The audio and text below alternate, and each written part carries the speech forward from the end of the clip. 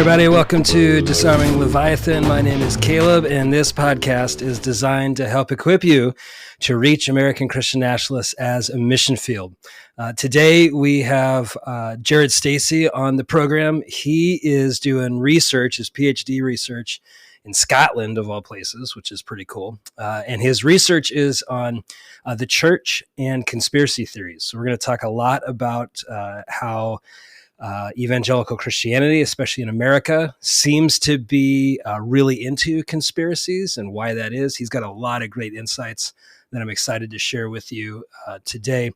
But also, he has served as a pastor. He has a huge heart for the local church, and he shares some of his story serving as a pastor in different parts of America and what led him to this particular research. And so without further ado, here is Jared Stacey.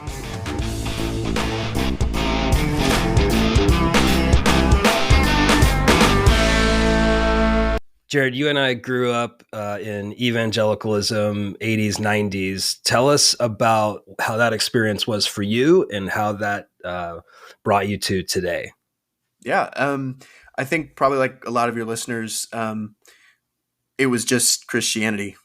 There was no distinguishing fundamentalism from evangelical. I didn't have that lingo. I didn't have that lexicon to talk about these things. It was presented to me as a whole, complete package. And as a kid, growing up into youth group, it was also consumed as a complete package. So it wasn't just what I was being taught. I remember distinctly, like post 9/11, I live in the UK now. So I remember a missionary coming from the UK right after 9/11. And the whole sermon that he gave at our church in the States was about how Muslims were taking over the United Kingdom. And that if we didn't stop them, that the church and Christianity would cease to exist, that persecution would come. This was around the time of Columbine and everything that came up with that. So it was all in the water, and it was all what I would have called Christianity. And distinguishing, separating, kind of being able to figure out, okay, what was cultural baggage, what was part of the politics of the time, that's all kind of coalesced and then come out to something else entirely different and produce something. But in the moment, it was just following Jesus. That's what it meant. And that was what I was raised in. That's what I was kind of born into. That's what was appealing to my family and our story at the time, like this very strong brand of fundamentalism. So I wasn't just broadly evangelical. Wheaton was liberal. Liberty was liberal. And yet we weren't Westboro. So some of your listeners will know that Westboro was a fundamentalist church, like picketing the funerals of soldiers. So I'd locate myself left of Westboro, but right of a place like Wheaton, Liberty. That's kind of the water that I was, the part of the stream that I was born into. So your experience in the 90s is very conservative, fundamentalist. How, like, as you're looking back on that season now, how do you see like conspiracy type thinking shaping that culture then? I think it inherited the entire fundamentalist project with dispensationalism. I was really familiar with the charts. This is kind of a Hail Mary to some listeners who might know this, others don't. But I felt like I reached a point in my Christian spiritual journey when I went and bought a Scofield study Bible. Right. Okay.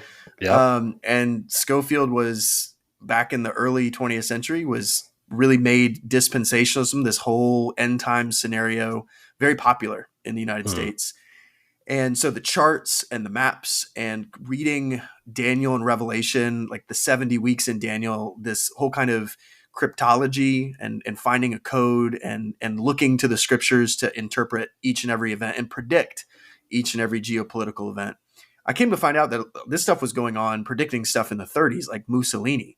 But as a kid, what it meant for me was, at youth camp one year after 9/11, we had the big Come to Jesus sermon was actually a sermon on Revelation 18, where he said, this is describing the fall of the Twin Towers on 9/11. Hmm. And so I wouldn't have called them conspiracy theories. That's probably the first thing. I would have called them, this is how you read the Bible. Hmm. This is how a good Christian interprets the world around us, is through what I've come to call, okay, that's kind of conspiratorial thinking. But it doesn't traffic, it doesn't register like a conspiracy theory in those spaces. It registers as, this is what a good Bible believing Christian believes. And what's been interesting is, coming out of those spaces, uh, myself and many others have come to grips with that, and have still hold to the Bible, but in different ways. Uh, and that's something that's happened not just in my friend relationships, but family as well. And so Hmm. that kind of change out of those systems and out of that way of holding the faith has been positive. And then I also don't need, I mean, I don't need to say, but it's also been incredibly difficult, because it hasn't always been, oh, everybody's gone this direction. It's been both, and it's been contentious and full of tension and rupture, as well as reconciliation all through it. So you grew up in this environment in which conspiratorial thinking, fear mongering, us versus them, that's like in the water. For those in it, it's just what Christianity is. And the scripture is viewed through a very, very specific lens, Right. viewing um, apocalyptic literature as very much telling you about how to interpret today, specifically with an eye towards the Armageddon moment, or Right. the end of days. And usually the enemies in the Bible are also America's enemies. Right. One and the That same. kind of maps over. So any sort of like globalistic thing, or the UN, Mhm. Russia, China, these are all kind of mapped onto these biblical figures of evil or antichrist. So you're swimming in these waters as a, as a child, teenager. Then you're a grown up. What was it like for you then? What was your engagement with the church after you kind of went through high school and grew up? Yeah, I mean, I think it sounds like what you're asking is, how did I change? Yeah. And that's something that's hard to articulate, because in some ways too, I have to be honest about the slowness of that, Mm, and it's difficult to look back and identify what might have been like high watermark moments, or fulcrum moments, or pivot mm, moments, where, I mean, maybe the biblical language for that is like the kairos. Like, yeah. there was an opportune moment, where my path intersected with someone or an event. My mind actually first goes to um, the 2008 presidential election, Okay. and I was a student at Liberty, and I fasted Hmm. I fasted against Obama. I fasted against Okay. his election. It's the first time that I ever remember fasting. And if you remember, right, Obama won. So the whole I remember thinking, well, what was the point? I Hmm. walked down to Sonic. I didn't even wait until like the end of the election night. I was, I walked down to Sonic, which was the closest fast food place. Oh, this is I great. bought the biggest double cheeseburger I could, Yes, and sir. Uh-huh. I just owned it. Right, it was gone, and Slam that Coney dog. yeah, right, and I share that as kind of maybe one moment where I was still in a very comfortable space, right, Hmm. um, but I was also in a space where, for the first time in my life, I was able to identify people who maybe voted differently than me. I remember showing up to convocation after the election and seeing people who were celebrating, Hmm. and that kind of jarred me, but I still felt that I was on the right side, quote Yeah. unquote. But at the same time, I also was dealing with this fact of like, well, I participated in this. It was the first election I voted in. I fasted. It didn't work out the way I was supposed to. And I couldn't articulate it at the time, but that was a sort of crisis where it's, well, how does God work in elections? Yeah. And that was a key moment. The next kind of big is, it wasn't a moment, it was a series of moments condensed into a particular time and place, was when I was in New Orleans. So I graduated from school, got married, and we spent the first 3 or 4 years of marriage and ministry and career and studies all in New Orleans. And New Orleans, we were there from between 2013 to about 2016, right before Trump was elected. And so we were in New Orleans when Ferguson, Michael Brown, all of these things took place in our national consciousness. And I was in a place and in a church pastoring at the time where all the insularity that I had taken for granted at Liberty suddenly was taken away. And for maybe the first time in my life, I was seeing and grappling with not a different way of being Christian, but also like a different way of being American and different life experiences. And so that in a very positive sense ruined me, because a lot of the things that I had been told, a lot of the narratives that had been kind of put forward in the us versus them binary that are a huge feature of conspiracies, suddenly it didn't work because now I had a name and a face and time to kind of put those fears or those narratives up against. Well, this is not congruent. And so when I was in New Orleans, I lost a lot of integrity to that way of thinking and that way of being Christian because, well, funny enough, I was also coming to grips with, wow, there's a lot of different ways to be an American that I'm not always aware of. And so there was the race dimension there. There was the socioeconomic. And of course, those are always blended together. And we were in a church, right, where it was really beautiful. It was not what I was used to, but it was beautiful. And so that was a very formative moment in a way that I could probably keep talking about. But when I went back for the next 4 years into a suburb right outside of DC, so we left New Orleans, went to a suburb outside of DC, and I was a young adults pastor. So I was in this community that was basically the last conservative frontier outpost before you headed into quote unquote Satan's den, Northern Virginia, right? That's how people talked about it. Use spiritual language. Oh, it's dark up there. And I was on the campus in this conservative outpost of Fredericksburg. And I was up Mary Washington, which is incredibly secular if you want to use that language. But so the stalking the border, the kind of tension between being inside these insular Christian communities and knowing my experience in New Orleans was that outside of those communities, it's not always what we think. It's not the fear that I was constantly goaded with.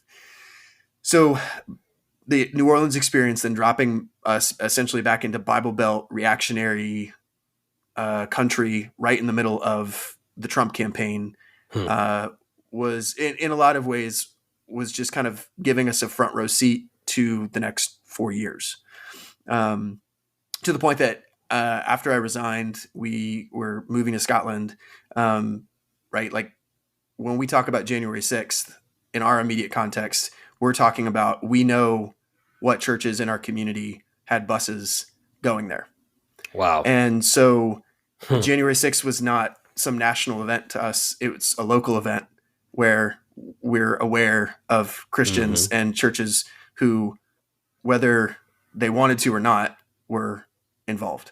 And so that's kind of that front row seat, that everything kind of happened over 2016, 2017, 2018. That's where we found ourselves. And the lack of congruence that happened with me in New Orleans was just basically exposed in Fredericksburg. And so, I understand the tension and have lived that tension between feeling like how as a pastor can I speak in such a way that encourages people to step into that kind of frontier, that uncomfortable space where we're really trying to be determined by Jesus and all that we say, do, or think, but recognizing that the church has become so politically captive and economically captive in all of these ways that when you speak out, people believe that they are determined by Jesus when they're really captive to these other ways of thinking. And so that creates not just tension, but fracture. And it can be, and I don't have to tell you this, and I'm sure many of your listeners can kind of nod their head and say, yeah, we understand this kind of existential crisis and tension that is palpable, but it's also visceral. We don't always know how to articulate it. And I'm sitting here in Scotland 3 years after this with distance and all this kind of stuff, and I'm still, it's not an easy or light thing to talk about. But, and I'll leave with this, and then we can keep the conversation going.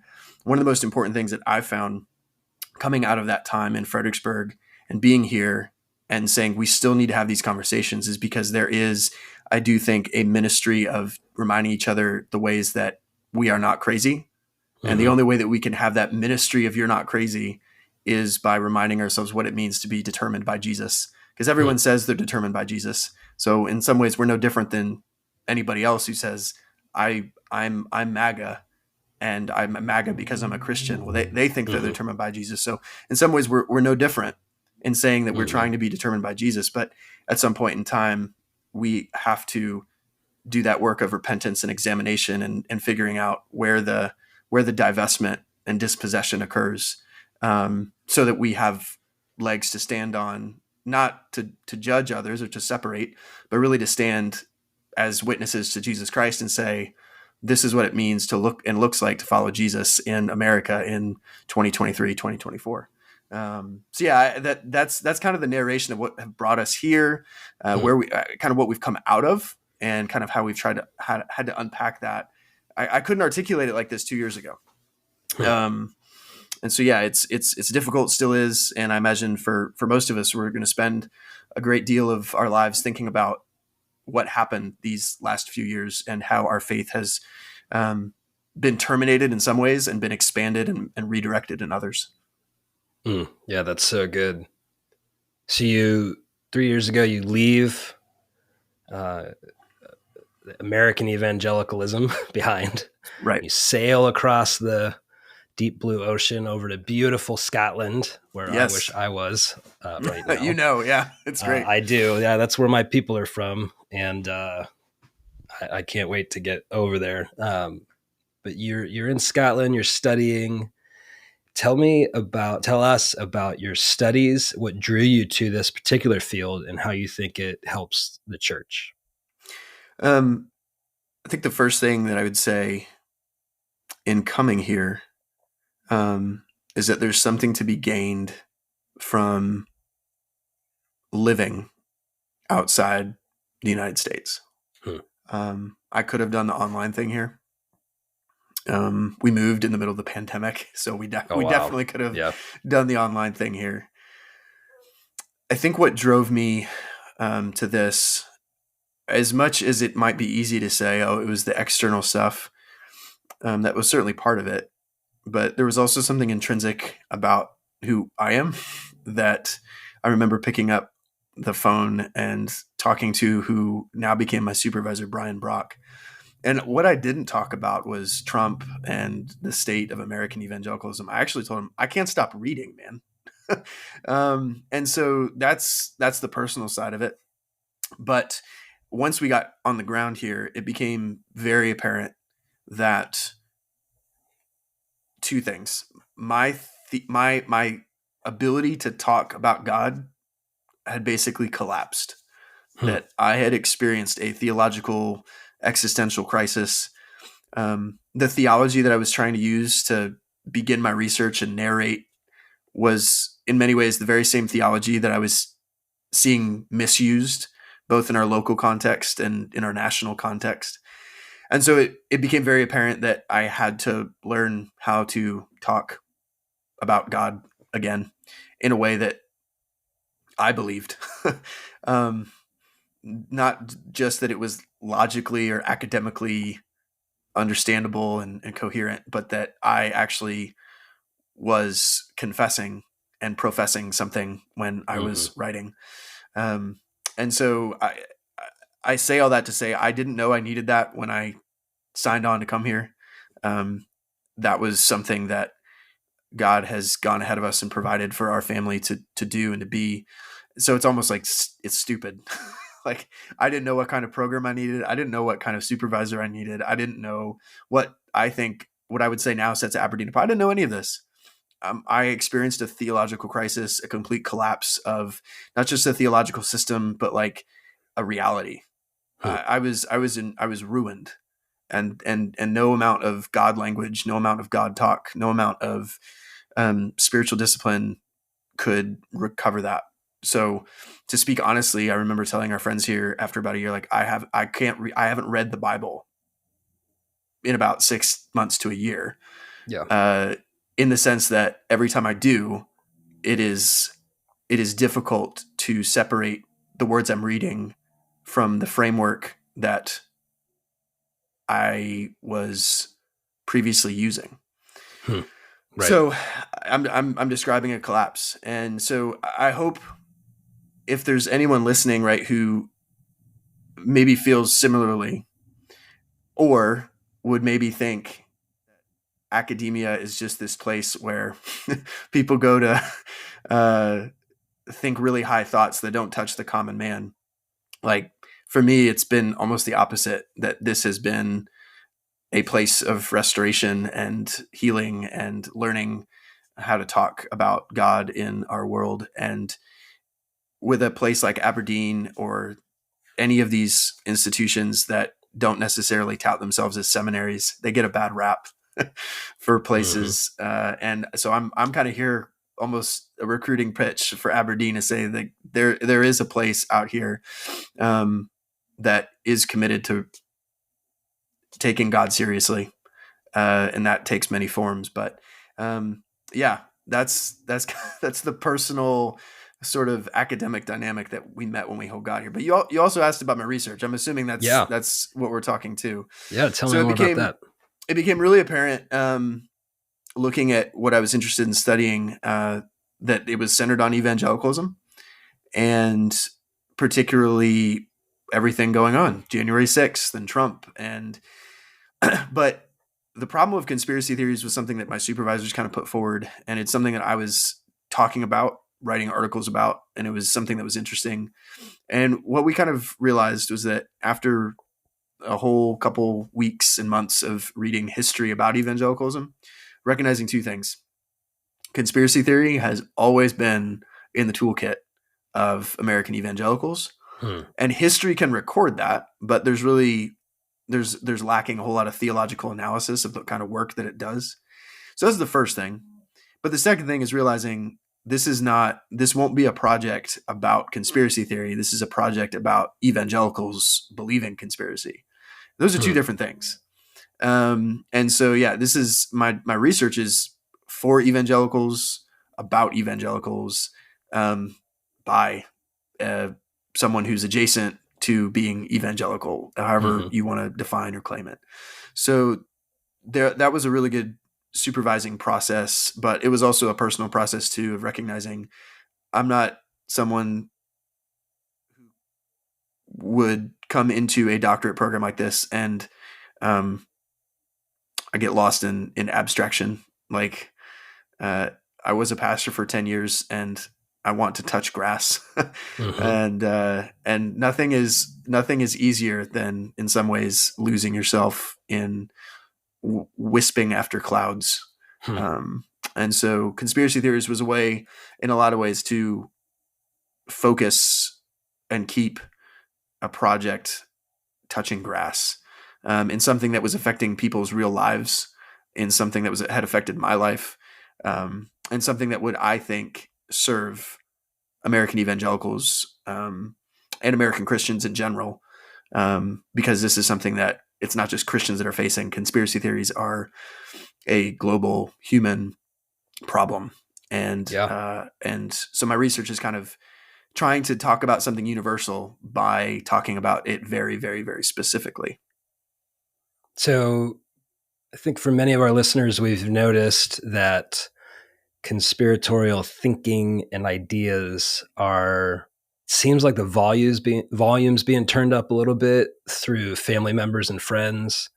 Many of us don't really remember hearing about these types of things, like early 2000s. Certainly there was some, but it's kind of like, the volume was like at a 3, and now it's like at an 11, to quote Spinal Tap.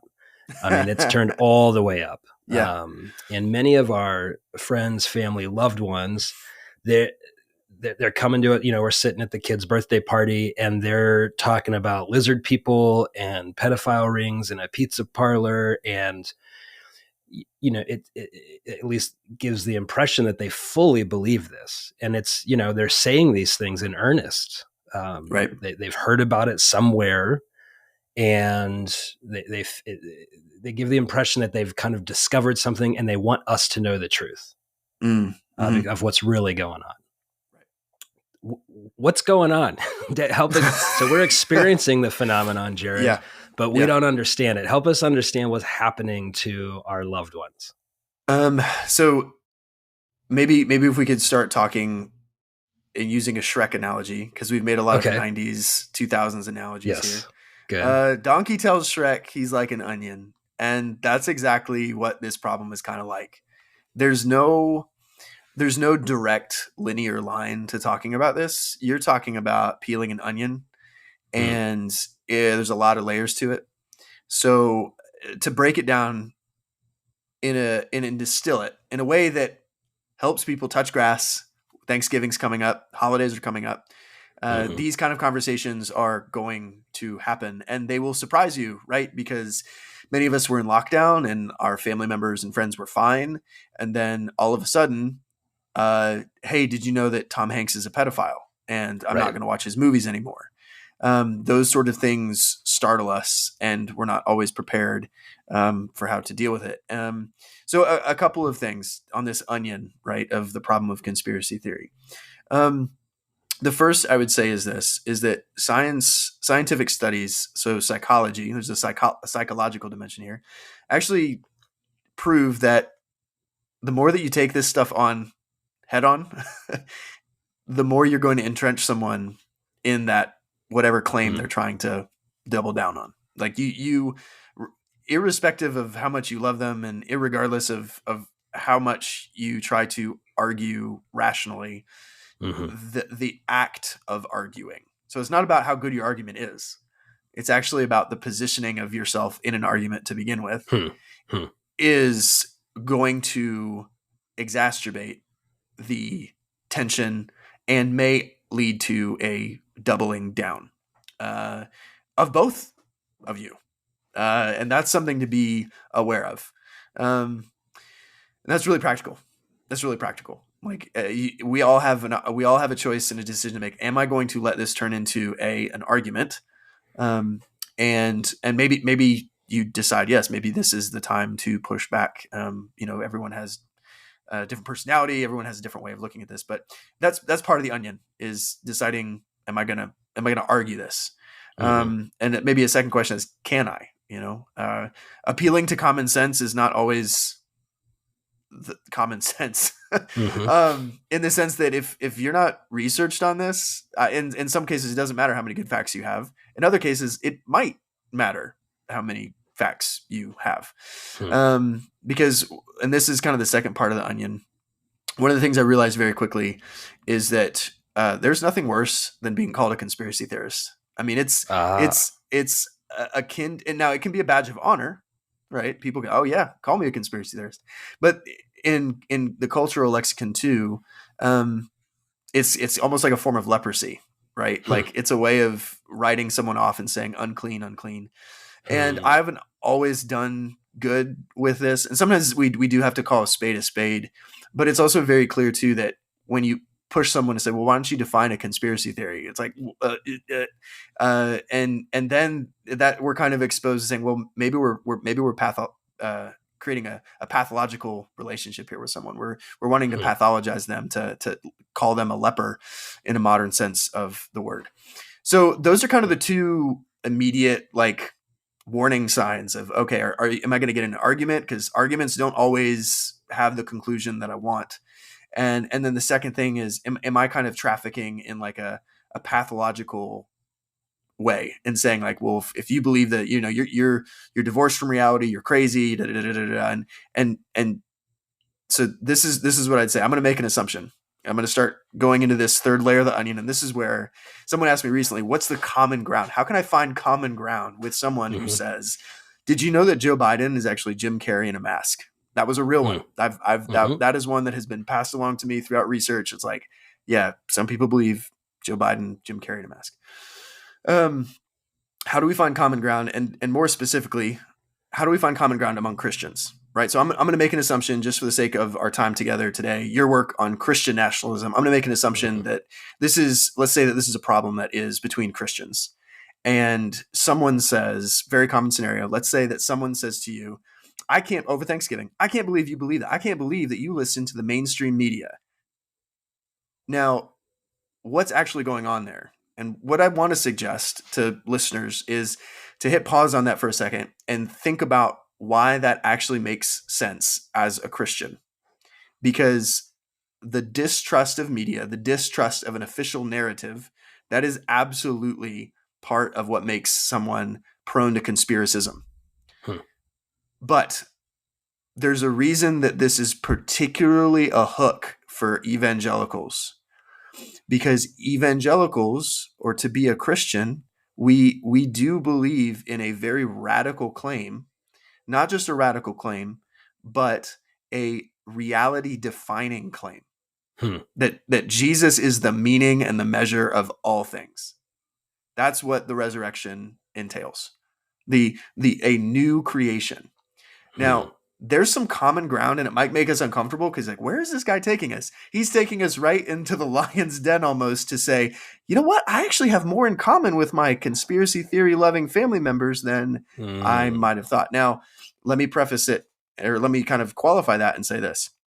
I don't believe conspiracy theories and conspiracism is intrinsic to Christian faith. It's not.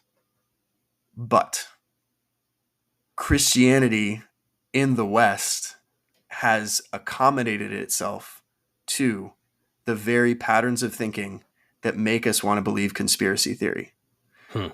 So if you follow my logic, so what that means is people who are Christians, A, in modern societies, B. And let me kind of talk about modern societies. If being modern is all about believing some aspect of individualism, in believing that when human beings make a decision, that there's an effect to that decision. And that if you push that far enough, modern people love to believe that everything that we do, we shape the world. We control everything. And that's what a conspiracy theory is basically claiming, that everything can be explained in terms of human action and cause and effect, that there's little that conditions human action. So I know I'm getting into the academic, kind of side of things, but so let me draw this back to how Christians can find actually common ground with this. The common ground is this. You and I, as Christians, we confess and believe Jesus is the meaning and measure of all things. And where we draw a line in conspiracy theory saying that doesn't give us omniscience. That believing that Jesus is the center of history does not make Jesus the ultimate alternative fact. It doesn't mean that all your suspicion, it doesn't mean that all your ideological suspicion, it doesn't mean that gets baptized into your Christian faith.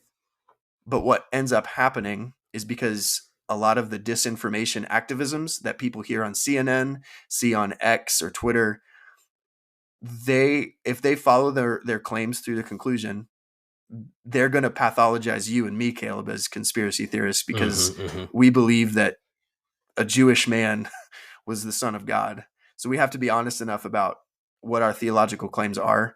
And that if we apply those same disinformation activisms and standards to ourselves, we end up becoming conspiracy theorists. So what I'm trying to do is I'm trying to save theology and Christian confession from Christian conspiracy theorists, while at the same time preserving theology from disinformation analysts and activisms that would say, well, all religious people are irrational. So of course you'd believe a conspiracy theory. My research is trying to fight these two things and touch grass at the Thanksgiving table and say, how can I find common ground? And I really think that's it. It all comes down to this very simple point. For all of its apocalypticism that fueled January 6th, evangelical Christianity in America is not actually apocalyptic enough. We are not determined by Jesus as the meaning and measure of all things. The moment that we start to buy into sort of these alternative explanations and stuff like that, the conspiracy theories fail because they're too simplistic, because they're too mechanical. Because as much as you want to talk about a deep state, guess what? The deep state is way more complex. If there is one, it's way more complex than a silly conspiracy theory can narrate. There's no amount of network analysis that can get behind and beneath all the ways that power manifests itself. And this is why I think the Bible's language about power, the principalities and powers, is actually a toolkit for the church to talk about this. But the problem is, who's talking about the powers and demons right now? It's Christian nationalists. It's not a church disciplined and determined by Christ. So I covered a lot of ground there, and I might have lost some people and who are still kind of sitting at the Thanksgiving room table saying, okay, well, I'm not bringing that to talk with my uncle. So let me bring all of that back to the Thanksgiving table to say this. Between Christians, right? That's what we're talking about, is between Christians. What is at stake with a Christian believing conspiracy theory is this: their certainty and their comfort. The question to ask a Christian who is buying into conspiracy theory is, what do you have to gain by this being true? And what do you have to lose by this being false? Good. That question is the beginning of a very painful process. So what a lot of people are rushing to do is to pathologize conspiracy theorists when they don't realize that what they're asking someone to do is take on a whole lot of pain in divesting of false beliefs. But to land that at the Thanksgiving table between Christians or relatives, that question of what do you have to gain by this being true and what do you have to lose from it being false? That's a question of generous curiosity. And you have nothing to lose by asking. In fact, you're the one doing the listening. Hey, I'm curious. Like, what do you gain by this being true? Yeah. And what do you lose if suddenly tomorrow it's false? Yep. Because then you're not putting them in a position to have to defend, oh, this is why it's true. You're actually generously assuming that it is, just for the sake of a conversation.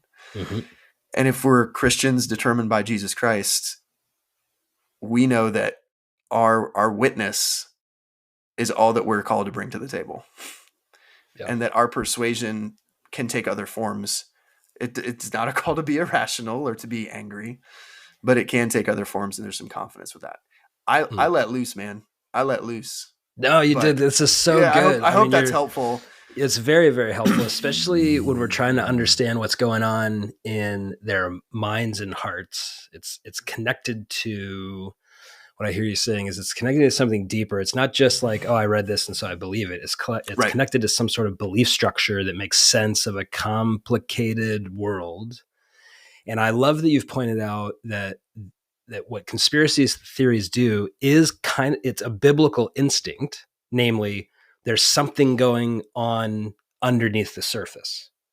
The problem with conspiracy theories is what I've heard you say is it's too light. They're not going far enough. They're kind of stopping too soon. And, the Apostle Paul talks about that we wage war not against flesh and blood, right? That which is on the surface, but against powers, principalities, rulers, and authorities. And the American evangelical, their imagination is so impoverished as it relates to the power dynamic and structures of biblical ideas like the divine council or how kings were often tethered to chaos evil. Even the figure of Leviathan, this chaos creature from the deep, could kind of creep up and infect humans, or humans could give themselves over to the power of chaos evil and become monstrous themselves. I mean, that instinct is a right instinct. I think the book of Revelation is trying to show us, when you look at kings who are making you money and giving you economic security, it may well be that behind them is this evil power structure. Right. And so to agree with our loved ones that something is going on, but maybe even pushing it of like, are you sure that's it? And then how would my life be different if this is true? How would our lives be different if it's not true? And maybe even one question I might add is, how would Jesus How would the teachings, example, and leading of Jesus guide us if this is true? Mm. I think the first thing that Jesus modeled um, is a humility. Mm-hmm. That I mean, we're talking about God incarnate and the Son, who said, "The Father knows the time," Yeah. Right. and and So good. I think that is probably the point. Mm-hmm. And let me express this maybe in the same point, but from a different angle or dimension.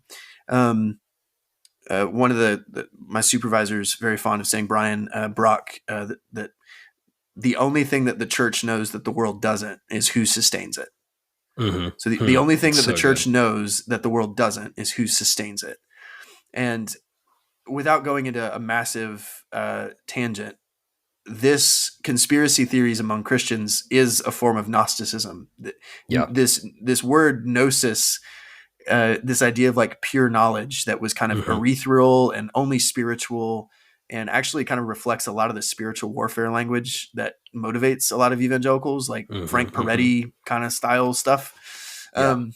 But what Brian's statement is meant to share in my point about Jesus's humility in knowledge is essentially that the church has one task, and that's to proclaim whose world it is. Mm-hmm. And in that we are free. And that Mm-hmm. freedom actually comes with an ability to say, with Jesus, I don't know. Maybe another way Mm-hmm. to make that point is to say, with John the Baptist, I am not the Christ. Mm-hmm. Mm-hmm. That we, as much as we feel like we are doing our faith a service or a credit or an apologia, a defense, an answer by saying, let me tell you who's really the president of the United States. Mm. That is an abdication of what it means to be a Christian witness. And that our Mm. witness might actually better be served by being a people who say, I don't know. Hmm. And not to claims of election fraud necessarily, Right. but I think one of the tensions that I learned throughout this whole project is realizing that one of the ways we pathologize conspiracy theorists is a sort of naive Hmm. approach that Mm-hmm. would leave us saying what the mainstream media reports is what is happening, and that's it. And Yeah. no one actually believes that. No one actually believes that what we see through our screens is all that reality is. Right. So when we look at Jesus, we look at how he modeled his existence. The final thing I would say, so again, if Jesus says, I don't know the time, the Father does.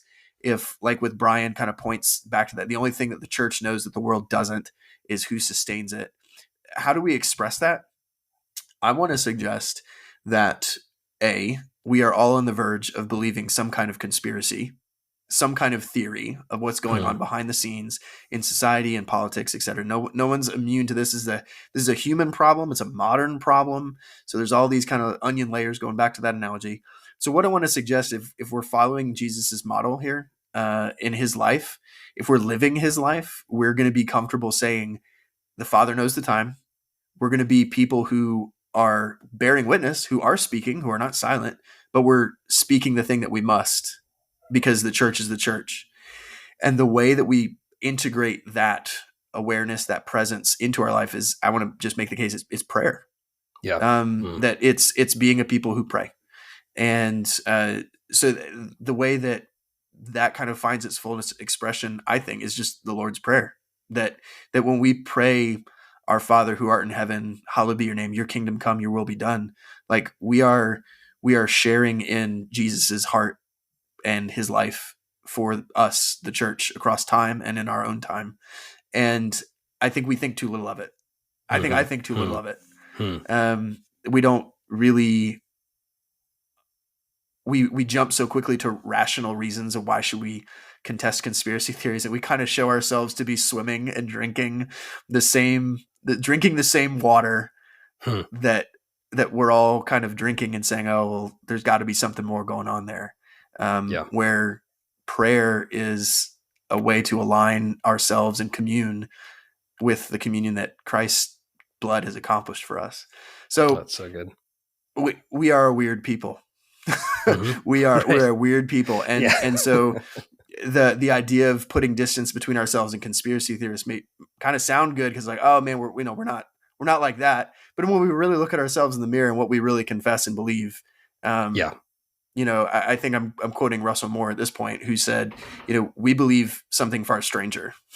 Yeah. Right. When we Right. take moral convictions or Christian convictions about life into the public square, it's, that's bizarre. That's weird. And kind of to push past that and agree and kind of make a jujitsu move with it and take the momentum and embrace it and turn it around and say, yeah, we believe something far more radical and far more determinative for all of reality. So Jesus is not advocating for some kind of alternate reality. The Christian claim is reality is Jesus. There is no alternate. And even those who reject it are caught up in it. And that's quoting Bonhoeffer. So I'm smiling. I mean, there's a sense that the problem of conspiracy theory, I think, can help the church in America regain, if we face it theologically, like it can help us regain the joy of what it means to be determined by Jesus in a moment that feels like an apocalypse, because the apocalypse has already happened. We are living in a newness that has yet to be manifested. So this isn't some ethereal gnosis. We believe salvation was accomplished at what, AD 30, AD 33.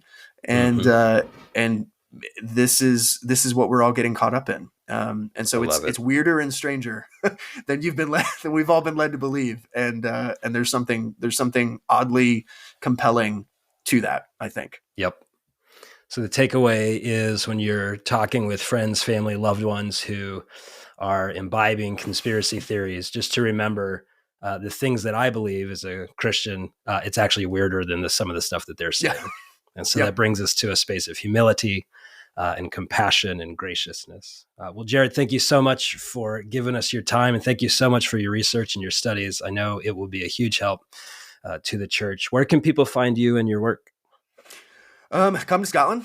I won't be here for much longer, but everyone, you're welcome to come to Scotland. Okay. Yeah, I'm into it.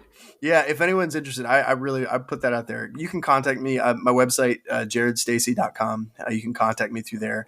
I'm on the site formerly known as Twitter. You can find me there, Jared Stacey. And then also probably Instagram would be the other good place to find me. Jared M as in Manchester Stacey, Jared M Stacey over on Instagram. So yeah, would love to reach out. And again, if people have questions or a particular conspiracy theory, I this is what I got in it for, and I'm more than happy. If you're listening to this, say, okay, but he didn't talk about the stolen election, and I really need like bite size. Like, how do I talk to someone about that? We went the theological route. We went the 30,000 foot route. So if you're listening to this and you're like, okay, but I've got a particular conspiracy theory, I can't promise you that I have all the skill sets to be able to unpack, like, well, here's what you would do.